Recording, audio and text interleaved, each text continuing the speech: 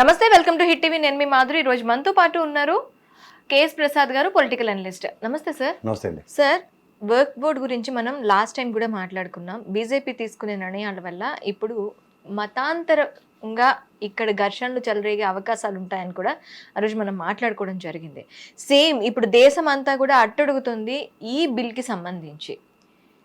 పశ్చిమ బెంగాల్లో దాదాపు ముస్లిం సోదరులు ఎవరైతే ఉన్నారో దేశం అంతా పాటించాలి అంటారు. ఇలాంటి పాటించాలి అనేటప్పుడు ఒక రాష్ట్రం మాత్రమే మేము దీన్ని పాటించమనటానికి రైట్ ఉంటుందంటారు. ఇది ఫెడరల్ సిస్టమ్ అమ్మా. ఫెడరల్ సిస్టంలో స్టేట్స్కి కొన్ని ఇండిపెండెన్సీస్ ఉంటాయి, ఉండవు అనేవి రెండు ఉంటాయి. ఒక రాజ్యసభలోనూ పార్లమెంట్లోనూ ఆమోదించబడిన బిల్లుని మిగిలిన స్టేట్లో ఇంప్లిమెంట్ చేయము అన్నది జరగని పని. దీనికి ఏంటంటే ఇప్పుడు ఉదాహరణకి వైఎస్ఆర్సీపీ గౌరవ న్యాయస్థానానికి అప్రోచ్ అయింది, సుప్రీంకోర్టుకి. అట్లా ప్రతి స్టేట్ కనుక సుప్రీంకోర్టులోకి అమెండ్ అయితే ఫస్ట్ థింగ్ ప్రాక్టికల్గా అయితే నాకు తెలిసిన అతి తక్కువ నాలెడ్జ్లో ఫేజబుల్ కాదు. ఎందుకంటే ప్రతి స్టేట్ రిప్రజెంటేటివ్స్ ఉంటాయి, మేజర్ కోరం తీసుకునే ఆ బిల్లు పాస్ అయ్యింది. అపోజిషన్ స్ట్రాంగ్గా ఇప్పుడు ఉదాహరణకి మమతా బెనర్జీ గారి పార్టీ వ్యతిరేకించవచ్చు, అలాగే వైఎస్ఆర్సీపీ వాళ్ళు వ్యతిరేకించవచ్చు, మిగిలిన కాంగ్రెస్ పార్టీ వ్యతిరేకించవచ్చు. ఇట్స్ నాట్ దట్ కదా. End of the day constitution పరంగా రాజ్యసభకి పార్లమెంట్కి బిల్లులు చేసే హక్కు ఉంది. దాన్ని కాంట్రడిక్ట్ చేయడానికి ఎప్పుడైతే సుప్రీంకోర్టు ఇన్వాల్వ్ అవుదాం అన్నా సరే కొన్ని జ్యూరిడిక్షన్స్లో నాకు తెలిసి వాళ్ళు కొన్ని లిమిటేషన్స్ ఉంటాయి. చట్టం చేయబడక మునుపు కనుక దాని మీద స్టే ఆర్డర్ తెచ్చుకుని పూర్వపరాల మీద ఒక రివ్యూ కమిటీ వేస్తే ఒక అర్థం ఉంది. ఇవేవి ముందు కాకుండా తర్వాత జరిగే పరిణామాల కింద వీటిని చూడాలి. తర్వాత జరిగే పరిణామాలు గౌరవ సుప్రీంకోర్టు ఎలా పరిగణలోకి తీసుకుంటుందో చూడాలి. అంతేకాని సుప్రీంకోర్టు ప్రకారం కాకుండా గౌరవ పార్లమెంట్ పాస్ చేసిన బిల్ని మమతా బెనర్జీ గారు నేను నా స్టేట్లో ఇంప్లిమెంట్ చేయను అంటే అది వాస్తవానికి దగ్గరగా లేదు. ఓకే, అయితే ఇక్కడ ఇంకొక నానుడు కూడా అంటే ఒకటి మత ఘర్షణల నేపథ్యంలో ఆవిడ ఇప్పుడు ప్రజెంట్ సంయమనాన్ని పాటించడానికి మన స్టేట్లో మనం ఇంప్లిమెంట్ చేయట్లేదు, ముందు సంయమనం పాటించండి అన్న పిలుపుతో అండ్ ఇది తను మత ఘర్షణలు స్టార్ట్ అయ్యాయి, మతాల పరంగా కొట్టుకుంటున్నారు అంటే మమతా బెనర్జీ ఇచ్చిన స్టేట్మెంట్ ఆధారంగానే వీళ్ళంతా ఈ విధంగా రోడ్లపైకి వచ్చి ఇప్పుడు ఈ రోజు మారణకాండకి తలపడ్డారు అనేది మీడియా కథనాలు. మీడియా కూడా ఏముందమ్మా, పనికిమాల చెత్త అంతా కథలు కింద చెప్పడం వాళ్ళకి అలవాటే. కానీ వాస్తవం ఏంటంటే ఇప్పుడు ముస్లిం కమ్యూనిటీ వక్ఫ్ బోర్డు బిల్లును వ్యతిరేకిస్తుంది. రాష్ట్ర వ్యాప్తంగా ప్రతి రాష్ట్రంలోనూ వాళ్ళు నిరసనలు తెలియజేస్తున్నారు. పవిత్ర రంజాన్ మాసం ముగింపు రంజాన్ వేడుకల్లో కూడా నల్ల బ్యాడ్జీలు ధరించి వాళ్ళు నమాజులు చదివి నిరసన తెలియజేశారు. ఇది మనం చాలాసార్లు చర్చించుకున్నాం. ఈవెన్ ఇక్కడ తెలంగాణలో కూడా ర్యాలీలు తీస్తున్నారు, ఆంధ్రప్రదేశ్లో కూడా ఆ విధంగానే ఉంది. మొత్తం ఏ స్టేట్ అయినా మీరు ఓవరాల్గా భారతదేశం అంతా తీసుకున్నా కూడా ఒక నిరసన గలం వినబడుతుంది. ఈ సెక్యులర్ దేశంలో ఈ విధంగా ఏ ప్రాతిపదిక మీద వాళ్ళు ఇలాంటి విప్లవాత్మకమైన నిర్ణయాలు తీసుకున్న హేతుబద్ధంగా పార్లమెంట్ బోత్ హౌసెస్ దాన్ని పాస్ చేయడం యాక్సెప్టెడ్. బట్ అన్ఫార్చునేట్లీ ప్రజాస్వామ్యంలో ప్రజల వ్యతిరేకతని ప్రభుత్వాలు ఎలా తీసుకుంటాయనేది ప్రశ్న. చట్టాలు చేయడానికే శాసనసభ రాజ్యసభలు ఉన్నాయి, నేను కాదంటలే. కానీ చట్టాలు ప్రభుత్వ వ్యతిరేకంగా కాకుండా ప్రజలకు వ్యతిరేకంగా ఉన్నప్పుడు ప్రజల యొక్క బడబాగ్ని కూడా అర్థం చేసుకోవాలి కదా. ఇప్పుడు వక్ఫ్ బోర్డు బిల్లు పాస్ చేయక మునుపు గౌరవ ముస్లిం ఫర్టర్నిటీస్ అన్నింటినీ కూర్చోపెట్టి ఇది ఒక లెబోరియస్ exercise which was done from years together. And సుప్రీంకోర్టులో ఎవరు కూడా దానికి స్టే ఆర్డర్కి వెళ్ళలేదు. ఈ బిల్లు పాస్ అవ్వకుండా స్టే ఇమ్మనో లేదని చెప్పుంటే అట్లీస్ట్ ఇదంతా అయిపోయిన తర్వాత అయిపోయిన పెళ్లికి బాధ్యాలు కొడదాం అంటే నేనైతే ఖచ్చితంగా బిల్లును వెనక్కి తీసుకోవడానికి బోత్ హౌస్కి ఆ డిస్క్రిప్షన్ సుప్రీంకోర్టు పరంగా వస్తుందా అన్నదైతే నేను ఊహించుకోలేను. బట్ కాన్స్టిట్యూషన్ వైలేషన్ జరిగిందా, కాన్స్టిట్యూషన్కి విరుద్ధంగా జరిగిందా అన్నది గౌరవ సుప్రీంకోర్టు పరిగణలో ఎలా తీసుకుంటుందో చూడాలి. ఇప్పుడు కాన్స్టిట్యూషన్లో ఇలాంటి బిల్స్ పాస్ చేసే ముందు దీనికి సంబంధించి ఏమైనా ఇవి ఉన్నాయి అంటే సవర్ణలకు ఓకే, కంప్లీట్గా మత విధ్వంసాలని రెచ్చగొట్టే విధంగా ఏదైనా బిల్ పాస్ అవుతుంది అంటే కాన్స్టిట్యూషన్ దాన్ని సమర్థిస్తుందా? ఇప్పుడు కాన్స్టిట్యూషన్ మన 1975 అమెండ్మెంట్ ఏంటి? లౌకిక దేశం, మత స్వేచ్ఛ, ముఖ్యంగా ముస్లిమ్స్ కమ్యూనిటీకి సంబంధించిన వక్ఫ్ బోర్డు కానీ లా బోర్డులు కానీ వేరే డిఫరెంట్గా ఉన్నాయి. దాన్ని ఓవర్కమ్ చేసి వాళ్ళు ఓవర్ రూల్ చేసి పార్లమెంట్ బోత్ హౌసెస్లో బిల్ పాస్ అయింది అన్నది ఎంతవరకు జస్టిఫికేషన్ అన్నది సుప్రీంకోర్టు నిర్ణయంతోనే ఆధారపడి ఉంటుంది. ఇప్పుడు నేను ఫస్ట్ థింగ్ రెండు చెప్తున్నాను. నేను ఒకటి ఏంటంటే చట్టం చేసిన బోత్ హౌసెస్ని కాంట్రడిక్ట్ చేయలేదు సుప్రీంకోర్టు. బట్ కాన్స్టిట్యూషన్ వైలేషన్ కనుక జరిగితే ఖచ్చితంగా they will pitch it on to the situation. అది జరిగినప్పుడు దీని మీద ఎలాంటి రిప్రికేషన్స్ ఉంటాయో వేచి చూడాలి. ఓకే, అయితే ఇప్పుడు ముఖ్యంగా పశ్చిమ బెంగాల్లో జరుగుతున్న ముస్లిమ్స్ ఎవరైతే హిందూస్ మీద దాడి చేస్తున్నారో వాళ్ళు ముఖ్యంగా పశ్చిమ బెంగాల్ వాస్తవ్యులు కాదు, పక్కనే ఉన్న బంగ్లాదేశ్ నుంచి వలస వచ్చిన రోహింగ్యలు ఎవరైతే ఉంటారో వాళ్ళు హిందువుల మీద దాడి చేసి చంపటం లాంటివన్నీ చేస్తున్నారు. ఇంకొంచెం రెచ్చగొట్టే విధంగా మమతా బెనర్జీ మాటలు కూడా యాడ్ అయ్యాయి, ఆమె చేస్తున్న ట్వీట్స్ కూడా విధ్వంసంగా ఉన్నాయి అనే మాటలు కూడా వస్తున్నాయి. నెక్స్ట్ ఇయర్ పశ్చిమ బెంగాల్లో ఎలక్షన్స్ వస్తున్నాయి.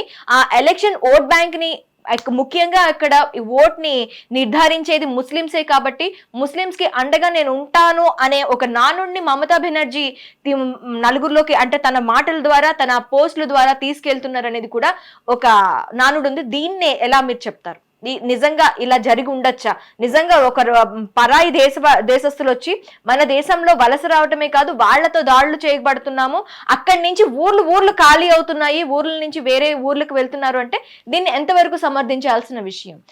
ఎలాంటి దాని మీద ఎలాంటి చర్యలు తీసుకోవాలి అంటారు? ఇప్పుడు బోత్ హౌసెస్లో మమతా బెనర్జీ గారి టీఎంసీ తృణమూల్ కాంగ్రెస్ నుంచి వాళ్ళు డిసెంట్ ఎలా తెలియజేశారో వాళ్ళ ముఖ్యంగా వక్ఫ్ బోర్డు బిల్లు మీద ఫస్ట్ అది నోటిఫై అయి ఉంది.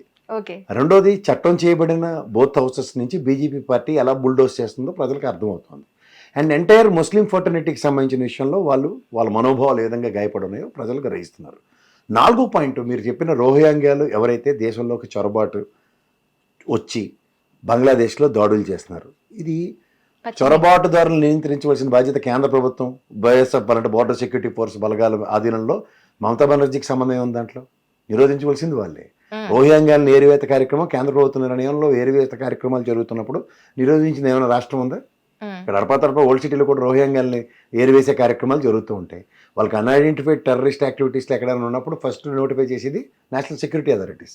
సో వీటిలన్నింటినీ కేంద్ర ప్రభుత్వ ఆధీనంలో పెట్టుకుని మంచి జరిగితే వాళ్ళు క్రెడిట్ వేసుకొని నష్టం జరిగితే అంత మమతా బెనర్జీ వెస్ట్ బెంగాల్ మీద వేద్దామంటే ఎంతవరకు? మత సామరస్యాన్ని హార్మోనీని మెయింటైన్ చేయవలసిన బాధ్యత కేంద్ర ప్రభుత్వం మీద ఉంటుంది. విచక్షణ రాహిత్యంగా కొన్ని బిల్లులు ప్రవేశపెట్టినప్పుడు వచ్చే కాన్సిక్వెన్సెస్ని ముందే అలర్ట్ అయ్యి, ఇప్పుడు మణిపూర్ వాళ్ళ దగ్గర జరుగుతున్న ఘర్షణలకి కేంద్ర బలగాలను డిప్లాయ్ చేసి ఎలా అయితే నిరోధించారో ఇలాంటి సెన్సిటివ్ పాకెట్స్ దగ్గర కేంద్ర బలగాలను డిప్లాయ్ చేసిన ఉదంతో చెప్పండి. అదైతే జరగకుండా రోహింగ్యాలు ముస్లింలేమో హిందువులను చంపేశారు, హిందువులు ముస్లింలు చంపేశారు, ఎందుకు మాకు ఈ కాకన్బుల్ స్టోరీస్? ఈ రోజు దాకా భారతదేశంలో హిందూ ముస్లింలు సోదర భావంతో సెక్యులర్ దేశానికి రాజ్యాంగానికి కట్టుబడి నడుచుకుంటుంది దగ్గర అవుట్ ఆఫ్ ద బాక్స్ ఈ బీజేపీ వాళ్ళు వచ్చినప్పుడు ఈ తలకాయనొప్పి కార్యక్రమాలు ఎందుకు వస్తున్నాయి? ఇది ప్రజలు గ్రహించకుండా ఉంటున్నారు అన్నది అపోహ. ప్రజలు నిరంతరం గమనిస్తూనే ఉన్నారు. రాజ్యాంగబద్ధంగా రాజ్యాంగ హితంగా చేసుకునే కార్యక్రమంలో ఈ ఆర్ఎస్ఎస్ విశ్వ హిందూ పరిషత్ని బీజేపీ ఓన్ చేసుకుంది కాబట్టి యాజ్ ఇఫ్ వీళ్ళ మానస పుత్రికల్లో అభివర్ణిస్తే చాలా తప్పు అంటాను.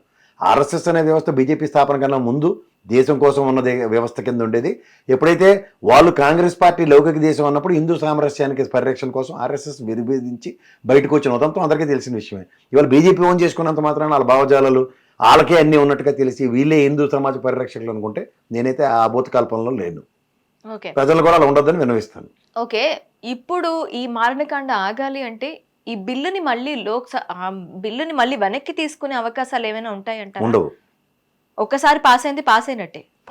కానీ దానికి సుప్రీంకోర్టు అప్రహెన్షన్స్ పెట్టి కాన్స్టిట్యూషన్ వైలేషన్స్ జరిగాయని కనుక తీర్పు కనుక ఉంటే ఖచ్చితంగా మనం దాని మీద we can open a debate again. ఇవాళ ఉన్న సర్కమ్స్టాన్సెస్లో వెనక్కి తీసుకుంటే రైతు చట్టాలు చేసింది, వెనక్కి తీసుకున్న ఉదంతం ఉంది. కానీ దేశవ్యాప్తంగా నిరంతర ర్యాలీలు, నిరంతర ధర్నాలు, నిరంతర మారణకాండ ఇలాంటివన్నీ సహించే అంత స్థాయి దేశానికి ఉందా అన్నది ఫస్ట్ ప్రశ్న. All of a sudden out of the box arise అయిన ఈ ఇష్యూస్ వలన ఒక పర్మనెంట్ సొల్యూషన్ వస్తుందేమో వక్ఫ్ బోర్డు కన్నా దగ్గర అవుట్ ఆఫ్ ద బాక్స్ అనవసరమైన వ్యక్తుల్ని చొప్పించి దాంట్లోంచి ఒక అవుట్కమ్ డెరైవ్ అవుదాం అన్న దగ్గర ఆ కాంట్రడిక్షన్ అడ్రస్ చేయాల్సిన బాధ్యత కేంద్ర ప్రభుత్వం మీద ఉంది. ఇప్పుడు రైతు సమస్యల గురించి వాళ్ళు నిరంతరం సంవత్సరం పాటు చేసిన ధర్నాలకి కేంద్ర ప్రభుత్వం అంటే నరేంద్ర మోడీ దిగొచ్చి సారీ చెప్పాడు కదా. సో అట్లాంటి ఉదంతాలు కనుక మళ్ళీ పునరావృతం అవడానికి ఛాన్సెస్ ఉన్నాయని నేను కూడా ఆస్వాదిస్తున్నాను. ఎందుకంటే దేర్ మే బీ బికాజ్ ఒక రాష్ట్రంతో పరిమితం అవ్వట్లేదు, మొత్తం దేశవ్యాప్తంగా Muslim community and more over ఈ వక్ఫ్ బోర్డు నిరసిస్తున్న కేంద్ర ప్రభుత్వం కాని ప్రభుత్వాలన్నీ కూడా నిరసిస్తూనే ఉన్నాయి. ఆ గళాలన్నీ ఏకతాటి మీదకి వచ్చినప్పుడు గౌరవ న్యాయస్థానంలో ఎలాంటి న్యాయం జరుగుతుందో వేచి చూడాలి. అయితే ఇక్కడ మత సామరస్యాన్ని కాపాడుకుంటూ ఇప్పుడు ఇక్కడ ఓల్డ్ సిటీలో కానీ చూసుకోవచ్చు, ఆంధ్రప్రదేశ్లో కానీ చూసుకోవచ్చు, చాలా సైలెంట్గా వాళ్ళ నిరసనలు తెలుపుతున్నారు. కానీ దానికి భిన్నంగా పశ్చిమ బెంగాల్ ఇష్యూని చూసుకుంటే భిన్నంగా ఉంది, మారణకాండకు తెగపడుతున్నారు. దీని మీద ఎలాంటి చర్యలు తీసుకోవాలంటారు? ఇప్పుడు చొరబాటుదారులు ఎక్కడైతే అవకాశం ఉన్నప్పుడు వేరే వాళ్ళ అడ్వాంటేజ్ కోసం చూస్తున్న దగ్గర అవకాశం కల్పించి దాన్ని నిరోధించవలసిన బాధ్యత నీ దగ్గరే పెట్టుకుని నువ్వు వేరే వాళ్ళ మీద ఆపాదించి మాడుతూ ఉంటే ఎట్లా అవుతుంది? ఇప్పుడు మనకి రోహింగ్యాల తలకానొప్పి ఎక్కువ ఉంది, బంగ్లాదేశ్ నుంచి చొరబాట్లు సర్వసాధారణం. అక్కడ యాంటీ ఎలిమెంట్స్ ఏవైతే వస్తున్నాయో వాటిని నిరోధించవలసిన కేంద్ర ప్రభుత్వ ఆధీనంలో ఉన్న సంస్థల త్రూగా దాన్ని చేసి అలాంటి యాంటీ సోషల్ ఎలిమెంట్స్ని ఏరమ్మనండి. ఫస్ట్ 4 రోజుల పాటు విన్నపాలు ఇమ్మనండి, సంయమనాన్ని పాటించమనండి. కేంద్ర హోంమంత్రి అక్కడ పర్యటించి ఫస్ట్ ఆఫ్ ఆల్ మత సామరస్యాన్ని నెలకొల్పవలసిన బాధ్యత కేంద్ర ప్రభుత్వం మీద ఉంటుంది. ఫస్ట్ స్టేట్ గవర్నమెంట్కి అపీల్ చేయండి, ఈ బిల్లు మీరు నిరసించండి, నిరసించకపోనండి, కానీ మత సామరస్యాన్ని కోరుకుంటూ గౌరవ న్యాయస్థానంలోని వాటి త్రూగా అప్రోచ్ అవ్వండి. We can open a dialogue again అన్నట్టుగా. ఎప్పుడైనా సూరుద్భావ వాతావరణం నెలకొల్పకపోతే మాత్రం ఇలాంటి అశాంతి ప్రబలే ఛాన్సే ఎక్కువ ఉంటాయి. హిట్ టీవీ యాప్, ఇందులో short news, live news, entertainment shows, movies, digital magazines తో పాటు మీ జిల్లా వార్తలను కూడా ఫ్రీగా చూడొచ్చు. ఇంకెందుకు ఆలస్యం, వెంటనే హిట్ టీవీ యాప్ ని డౌన్లోడ్ చేసుకుని ఫ్రీగా ఎంటర్టైన్మెంట్ పొందండి. Hit TV app. Hit TV app. Please download Hit TV app. Hit TV యాప్ని ఫ్రీగా డౌన్లోడ్ చేసుకొని ఎంజాయ్ చేయండి. మీకు నచ్చిన ఎంటర్టైన్మెంట్ కోసం హిట్ టీవీ యాప్ ని ఫ్రీగా డౌన్లోడ్ చేసుకుని ఎంజాయ్ చేయండి. హిట్ టీవీ యాప్ని డౌన్లోడ్ చేసుకుని ఆస్వాదించండి, ఆశీర్వదించండి. ఇంతమంది సెలబ్రిటీలు హిట్ టీవీ యాప్ ని డౌన్లోడ్ చేసుకోండి అని చెప్తున్నారంటే ఎంత మంచి యాప్ ఆలోచించండి. అమెరికా అమెరికా అమెరికా అమెరికాలో చదవాలనుకునే వాళ్ళకి విశ్వసనీయమైన పేరు మన శౌర్య consultancy. UK Law 1 Year Masters. UK Law 1 Year Masters. 2 years work permit up to 5 years visa. Contact Saurya Consultancy. Contact 89851 89851.